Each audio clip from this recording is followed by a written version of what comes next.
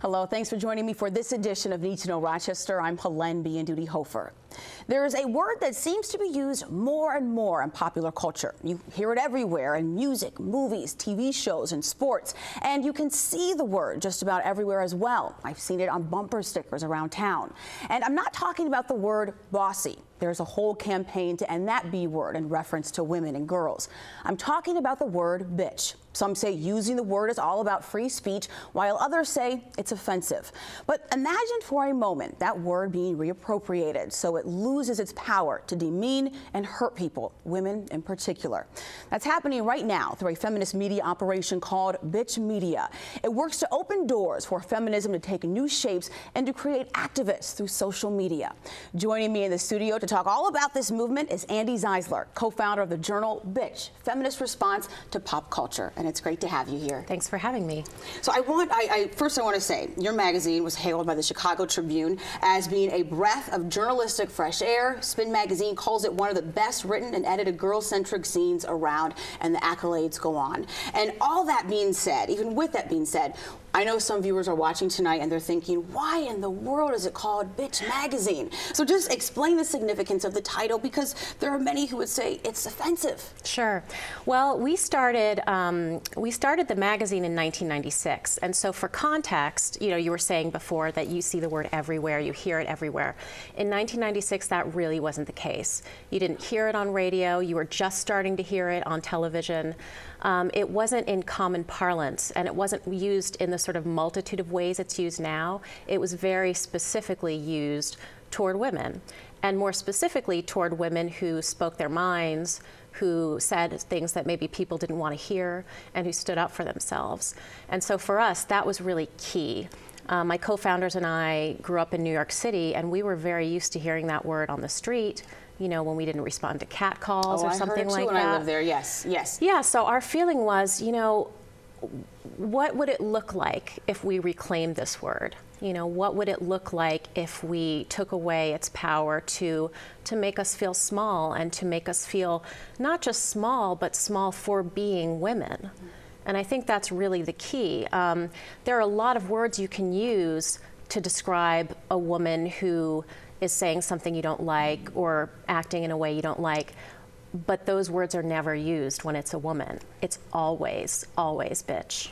Well, the magazine is all about presenting a thoughtful feminist response to how women are portrayed in mainstream media and popular culture. And I want to stick with the B word for a moment. What is empowering about reclaiming this word, and how does it also connect to the word feminist?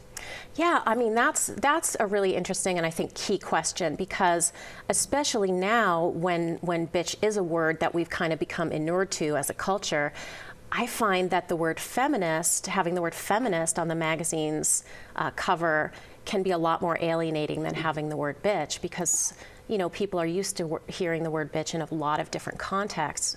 Feminist still is one that people have a lot of trouble really getting behind as an identity. So I think the two relate to one another because they both have to do with women saying things about their stature, especially the way they're represented in media and pop culture. Let's talk about that for just a moment. How are women, I mean, you said the magazine launched in '96. How have you seen the transition through the years of how women are portrayed in pop culture, and what type of impact can that have on us? Yeah, well, it has a demonstrably huge impact. I mean, there are studies out there, particularly relating to young women growing up with media images of themselves, and how those media images of themselves as, only valuable for their beauty or their sexuality can really harm their self-esteem and their sense of identity. So we really feel that, asking media, the people who create media, to think critically about the images that they're putting out there is really crucial. Not just images of women either, images of men too, because both are used very, very stereotypically in popular culture. You have the trope of the nagging wife, and then, on the flip side, you have the trope of the husband who's so dumb he has to print out photos of what he's going to the grocery store to buy. You know, if I were a man, I wouldn't want that representation of me. You know, these limited representations hurt everyone. And so talking about, you know, the ways they could be better and pointing out the ways in which they are sort of used over and over is, I think, on balance, gonna only help.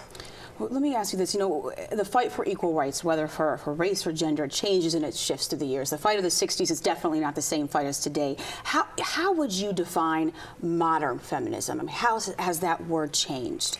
It's changed a lot. I mean, you know, for a long time, there was this idea in modern culture that feminism is something that happened in the 1960s and 70s and that there's no need for it anymore. That is absolutely not true, as we see with all sorts of, you know, restrictions on women's bodies being enacted in state legislatures across the country, in, again, the way women are portrayed in popular culture. So the big difference that I've seen in modern feminism is that there's no longer a sense of it as a monolith.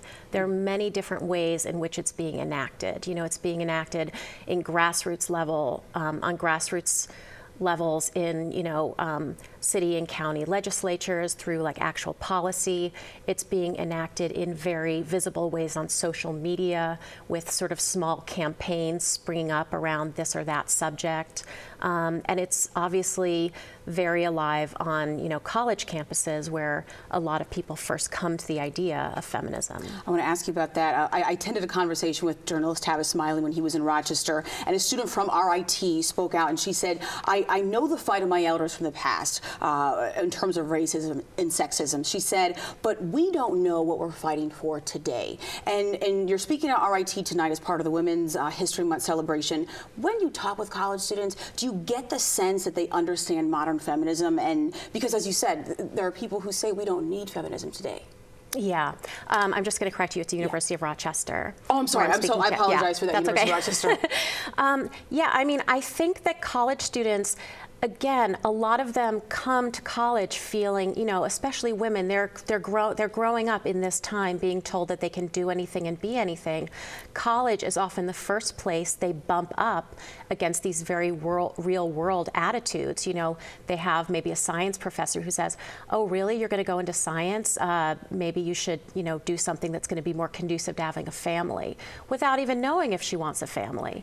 You know, they bump up against sexist attitudes of, say, fraternities, which are rampant.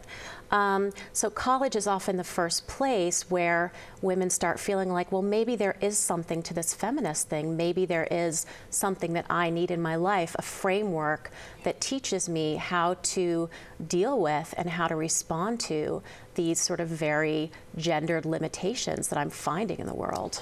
I checked out the Tumblr site, Who Needs Feminism, started by students at Duke University, and we have some screenshots of why women of all ages say that need feminism, and we'll take a look at that on the screen right now. One says, I need feminism because I shouldn't be called a waste of a woman when I say I don't want any kids. Another one followed by that, I need feminism because I shouldn't have to worry that my gender will stop me from being successful in the male-dominated games industry. I understand women and men read your magazine. Why is this movement to promote activism and to bring about social change about everybody, not just for women? Yeah, I mean, I think feminism has always been for everybody, and you know, the ways in which feminism has actually worked, we can see those benefiting men too. I mean, one good example is, you know, the fight for, you know, maternity and paternity leave in offices. You know, that benefits men too. Andi Zeisler, co-founder of the journal Bitch, Feminist Response to Pop Culture. Thank you so much for being here. What do you think about this movement and the work being done to bring a feminist analysis to media coverage and pop culture? Reach out to me on Twitter at Hélène WXXI.